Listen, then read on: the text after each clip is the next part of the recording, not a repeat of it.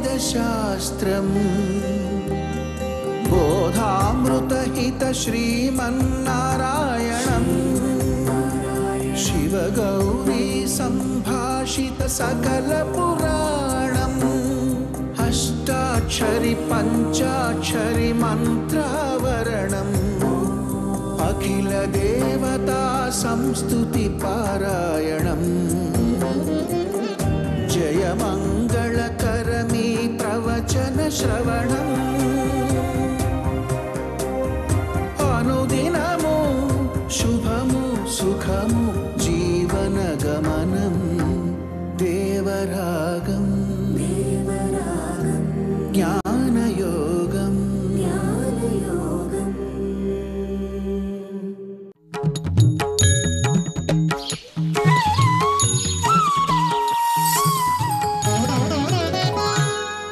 आपदामपहर्तारं दातारं सर्वसंपदां लोकाभिरामं श्रीरामं भूयो भूयो नमाम्यहम्।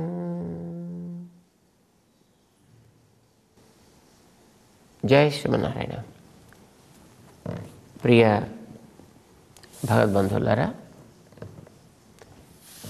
భగవద్గీత 5వ అధ్యాయంలో చివరి శ్లోకం 29వ శ్లోకాన్ని చాలా అద్భుతమైనటువంటి రీతిలో భగవంతుడు మనకు ఒక గొప్ప ధైర్యాన్ని ఇస్తూ చెప్పాడు. అంటే అందులో 2 విషయాలు స్పష్టం చేశాడు. ఒకటి, నువ్వు తప్పనిసరిగా కోరుకున్నట్టయితే ఆనందమయమైన జీవితాన్ని గడుపుతావు. 2, దానికి కావలసిన దాని అంతటినీ కూడా సిద్ధపరిచి ఇవ్వగలిగినటువంటి మంచి హృదయం ఉన్న నేను నీకు రక్షకుడుగా ఉంటా.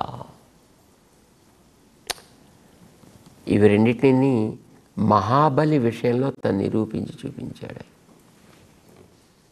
కుచేలుడి విషయంలో తను నిరూపించి చూపించాడు. మనకి కథలు తెలుసును. మహాబలి విషయంలో అతడు దురహంకారంతో ఇంద్రుడి రాజ్యాన్ని లాక్కుంటే తాను యాచకుడై అతని దిగించి రాజ్యాన్ని తీసుకుని ఇంద్రుడికి ఇచ్చి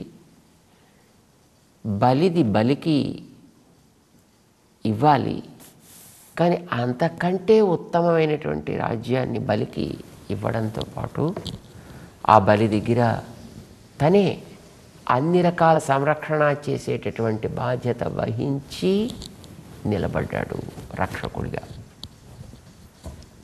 ఇది బలిచక్రవర్తి విషయంలో. కుచేలుడి విషయంలో మనం గమనిస్తే కుచేలుడికి సంపదలు కావాల్సి వచ్చాయి. ఎక్కడో పాపం అడుక్కు తీసుకొచ్చినటువంటి అటుకుల్ని ఆయన పట్టుకొచ్చి కృష్ణుడి దగ్గర చాలా శ్రమపడి అర్పించాడు. అవి కూడా కృష్ణుడు తీసేసుకున్నాడు. తనకంటూ ఏమి ఇవ్వలేదు. అయ్యో ఇవ్వలేదే అనే మనసులో దిగులు ఏర్పడ్డా ఓసే భగవంతుడు మన మంచిని కోరేవాడు కదా, తప్పకుండా నాకు ఇదే మంచిది అనుకుని ఇచ్చి ఉంటాడు. ఇలాగ నన్ను కేవలం ఏ రకమైన పైసలు ఇవ్వకుండా నన్ను పంపిస్తున్నాడు అని అనుకున్నాడు ఆయన. అలా అనుకోగలిగాడు కనుక ఆయనకి లెక్క పెట్టడానికి వీలు కానన్ని సంపదల్ని తనే మోసుకొచ్చి ఇచ్చి, అయ్యో వాడిస్తే నేను పుచ్చుకోవడమా అనే ఒక దైన్యపు స్థితి కూడా రాకుండా ఎవరితోటో అక్కడ ఇప్పించేసి పెట్టేసి వారు మనల్ని వెళ్ళిపోయారు. హాయిగా వీళ్ళు దాంట్లో ఉండేట్టుగా చేశాడు ఆయన అని మనకి భాగవతం తెలియజేస్తుంది. అంటే ఆయన మన బాగోగులు చూడడంలో అంత జాగ్రత్త కలిగి ఉంటాడు భగవంతుడు అనే విషయాన్ని మనకొక ఎష్యూరెన్స్, ఆనందం కలుగుతుంది. ఇక్కడ అర్జునుడు కోరుకునేటువంటి ఆనందం మొదటి 6 అధ్యాయాలు ఆత్మ సాక్షాత్కారం అనే ఆనందం కనుక అది లభిస్తుంది. ఎవడిస్తాడు దీన్ని? ఎవరి ద్వారా లభిస్తుంది? మాం జ్ఞాత్వా శాంతిం రుచ్యతి. ఈ విషయం కూడా తను స్పష్టం చేశాడు. మాం అని తను చూపించుకున్నాడు ఎదురుకుండా రథంలో కూర్చున్నటువంటి సారథిగా. కానీ ఆ కూర్చున్నవాడు సామాన్యమైన సారథి కాదు అనే విషయం అర్జునుడికి కూడా తెలుసును. గతంలో ఆయన యొక్క ప్రభావాన్ని తను అనేక సందర్భాల్లో తెలుసుకుని ఉండడం చేత ఆయన యొక్క శక్తి విశేషంలో ఆయనకు ఉండేటటువంటి ఆ సామర్థ్యపు విషయంలో అర్జునుడికైతే సందేహం లేదు కనుక తను మాం అని చూపించుకున్నాడు. సాధారణంగా ఈ మాం అనే పదానికి మిగతా వాళ్ళైతే దానికి ఇలా అలాగా ఏవో కొంచెం సర్వేశ్వరేశ్వరుడని మరొకటని ఇలాగ పదాలతోటి వివరణ ఇచ్చే ప్రయత్నం చేశారు. కానీ శంకర భగవత్పాదులు మాత్రం ఇట్లాంటి శాంతి లభించాల్సింది కేవలం ఒక్కడి ద్వారా మాత్రమే, మిగిలినటువంటి ఎవడి ద్వారా కాదు అని మాం అనే పదానికి అర్థాన్ని ఇచ్చే సందర్భంలో శంకర భగవత్పాదులు మాం నారాయణం జ్ఞాత్వా, నారాయణుడని నేను అని తెలుసుకుని. ఎవడి నారాయణుడు? శంకరాచార్యుల వారు రచించినటువంటి రచనలు అనే పేరుతోటి ఇప్పుడు వ్యవహారంలో చాలా ఉన్నాయి. అందులో ఎన్నెన్నో రకరకాలైనటువంటి దేవతా విశేషాల స్తుతులు మనకు వినిపిస్తాయి, కనిపిస్తాయి. కానీ శంకర భగవత్పాదులు సర్వదేవతా నిర్వాహకుడిగా విశ్వసించినది ఎవరిని? వారి వాక్యాల్లో మనకి తెలియాలి. మన ఊహల్లో తెలిస్తే వారిని మనం అనవసరంగా పతనం చేస్తున్నట్టు లెక్క. వారి స్థాయి నుంచి వారిని మనం దిగదార్చడం అవుతుంది. వారి మాటల్లో ఏం చెప్పారో తెలిస్తే అది మనకి క్షేమం. భోక్తారం యజ్ఞతపసాం సర్వలోకమహేశ్వరం సుహృదం సర్వభూతానాం జ్ఞాత్వా మాం.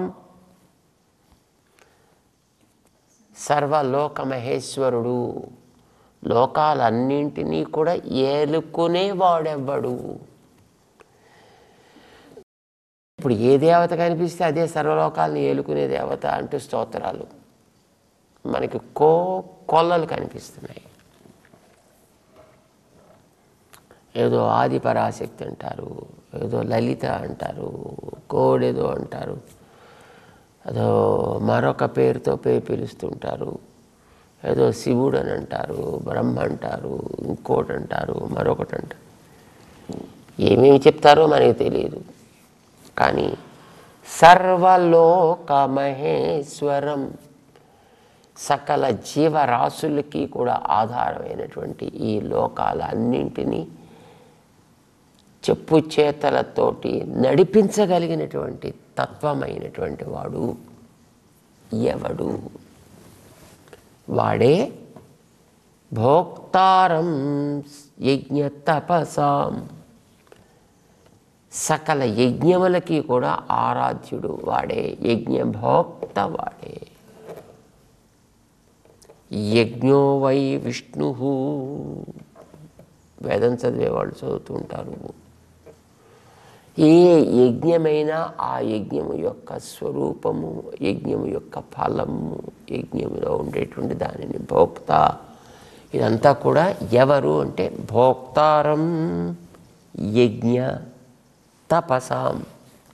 తపస్సులు అనేక దేవతల గురించి చేస్తూ ఉంటారు. చెయ్యాలి, ఇది ఇలా కావాలి అని చెప్పేటటువంటి ప్రబుద్ధులు కూడా చాలామంది ఉన్నారు.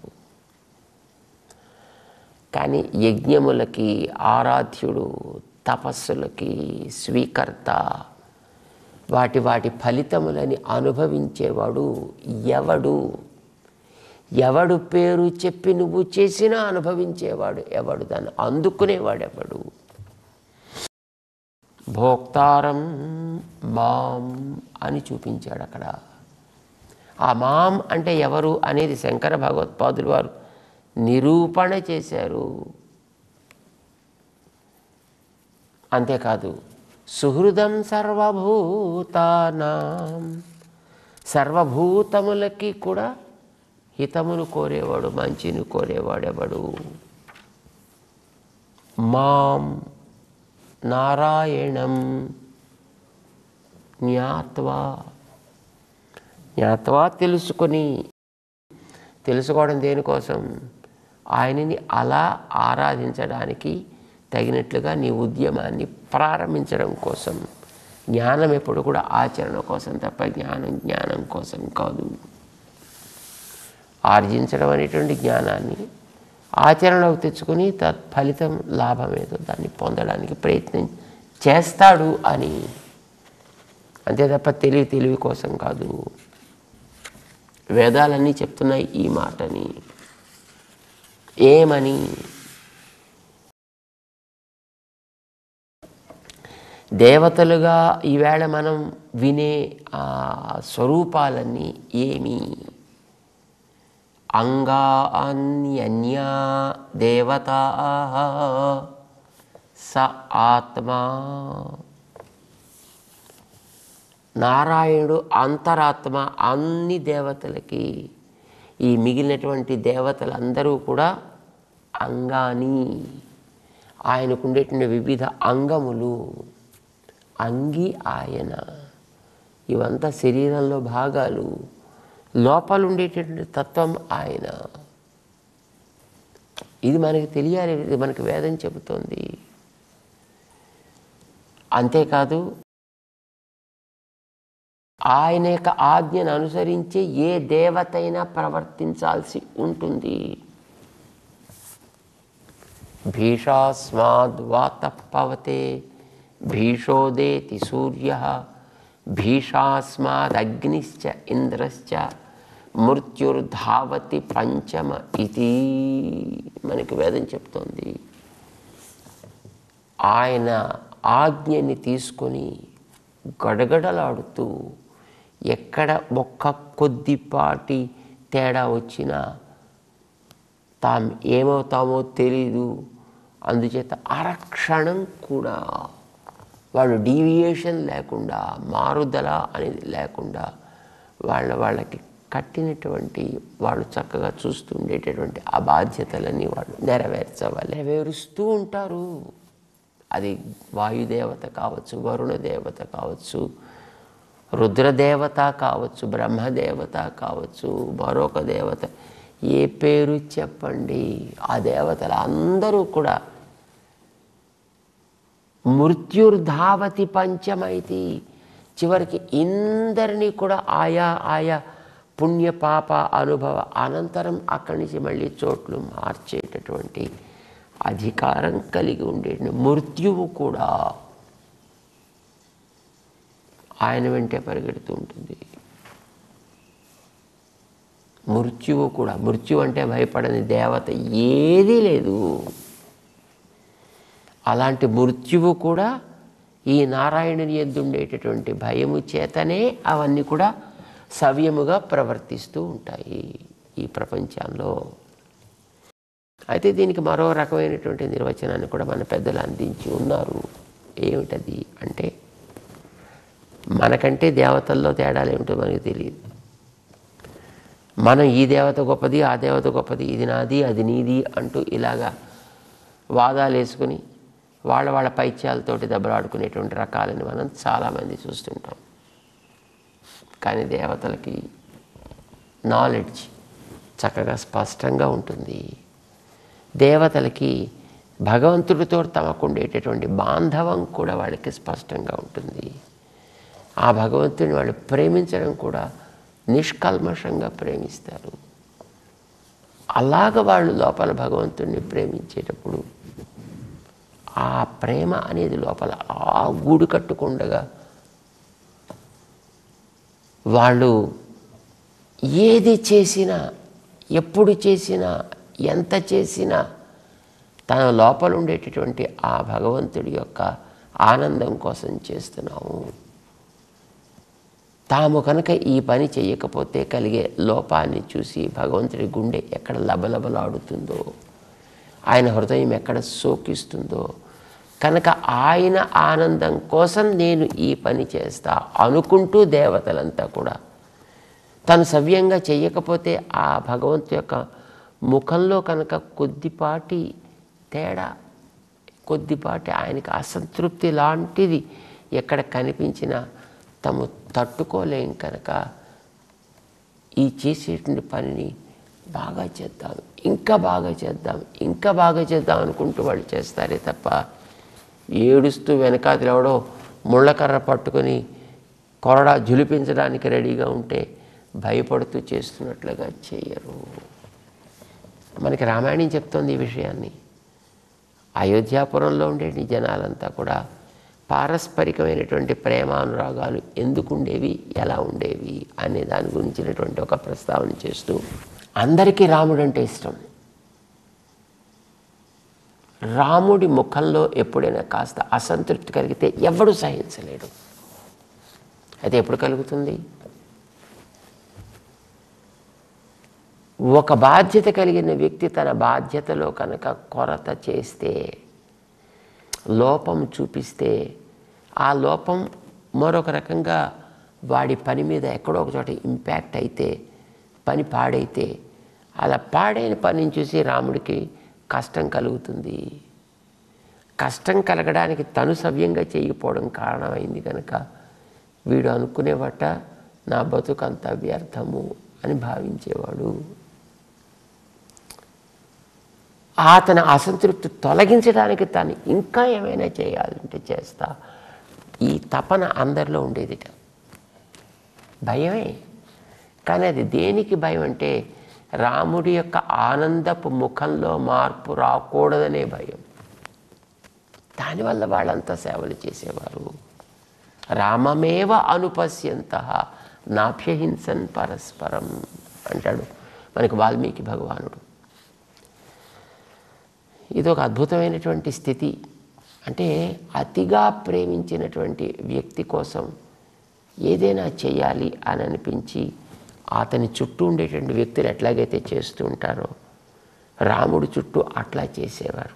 చివరికి అది ఎంతవరకు అంటే, ఒక ఆవు తన దూడకి పాలు ఇవ్వకపోతే సకాలంలో ఆ దూడ ఆకలితో ఏడిస్తే ఆ ఏడుపు విని రాముడి గుండె కరిగి దుఃఖపడతాడు కనుక అలా కాకూడదు అని అంటే తన దూడకి తను సకాలంలో పాలు ఇవ్వాలి అని ఆవిస్తుంది అండి. మరి ఎందుకంటే ఆశ్చర్యం ఉందే మనకి, ఆవుకి ఏం జ్ఞానం ఉంటుంది కనుక అని అనిపిస్తుంది మనకి. కానీ ఒక ఆవు తన దూడని ప్రేమించడం, ఒక భర్త తన భార్యని ప్రేమించడం, ఒక తనయుడు తన తల్లికి సేవ చేయడం, ఒక తల్లి తన పిల్లలకి సేవలు అందించడం, లోకంలో ఏ బంధువు ఏ బాంధవ్యాన్ని గౌరవించినా రాముడి యొక్క ప్రీతి కోసం గౌరవించేవాళ్ళు. ఇక్కడ తమ కనుక ఇక్కడ గౌరవం లేకపోతే అవతల వ్యక్తి దుఃఖపడితే ఆ దుఃఖాన్ని చూసి రాముడి గుండె కలుగుతుంది కనుక, రాముడికి దుఃఖం వస్తుంది కనుక అతనికి దుఃఖం కలగకూడదంటే తను ఈ వ్యక్తిని గౌరవించి ఆదరించాలి అనుకుంటూ ఆదరించుకునేవారు ఒకరినొకరు. ఇది ఆశ్చర్యం. ఇది రాముడినైనా అంతే, కృష్ణుడినైనా అంతే.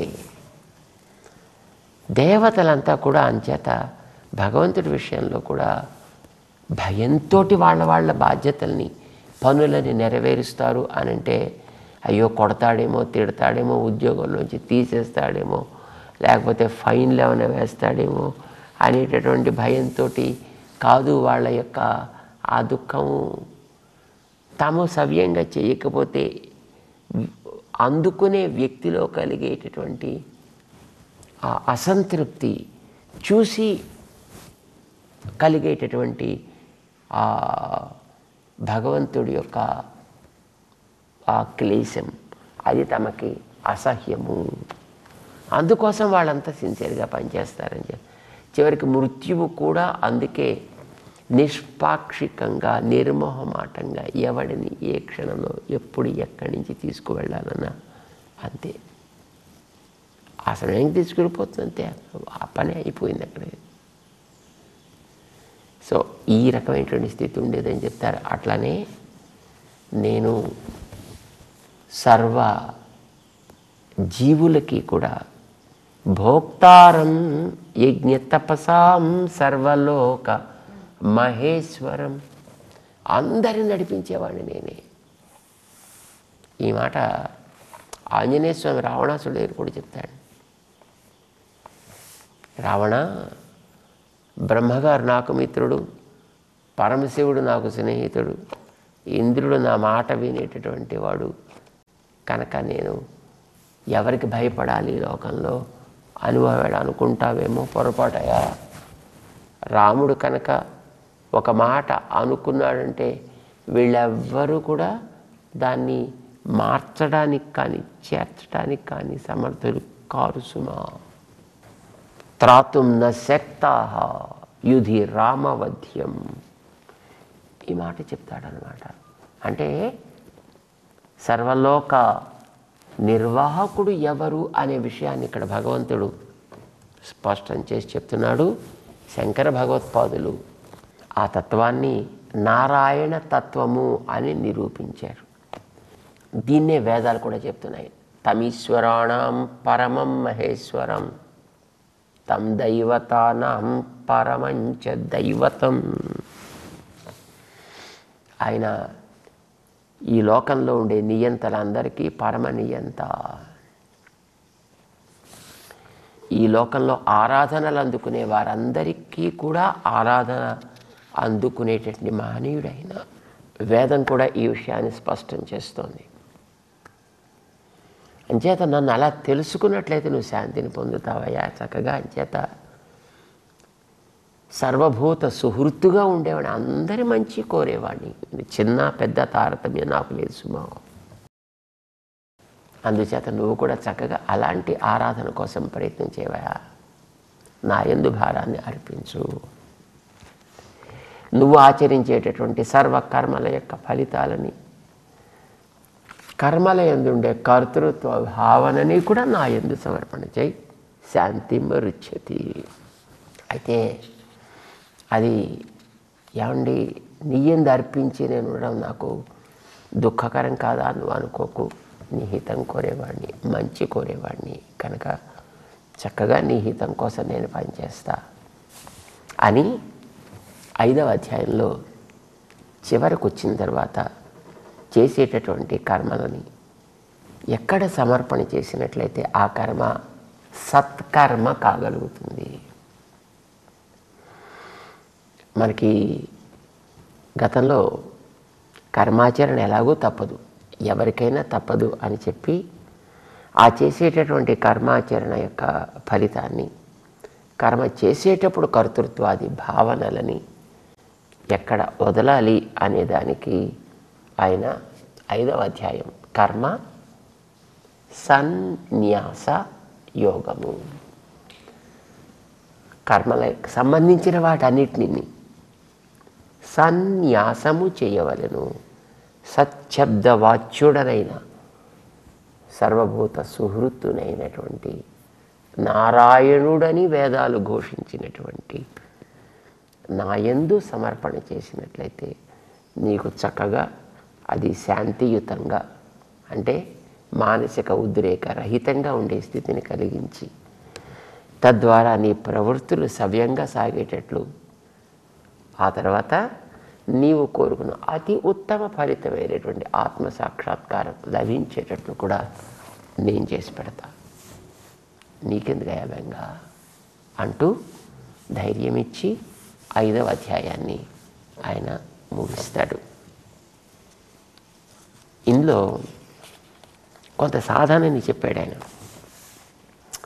ఏదో ప్రాణాపానౌ సమౌ కృత్వా నాసాభ్యంతరచారిణౌ చక్షుశ్చైవాంతరే భ్రువోహో, ఇలా కొన్ని సాధనలు చెప్పాడు. ఈ చెప్పిన సాధనలని ఎట్లా చేయాలి? నువ్వు ప్రాణాపానం సమకృత్వా హాయిగా చెప్పావు, కానీ సమం చేసేది ఎట్లా? నేను ఎట్లా కూర్చోవాలి? ఎట్లా వాటిని నిగ్రహించాలి?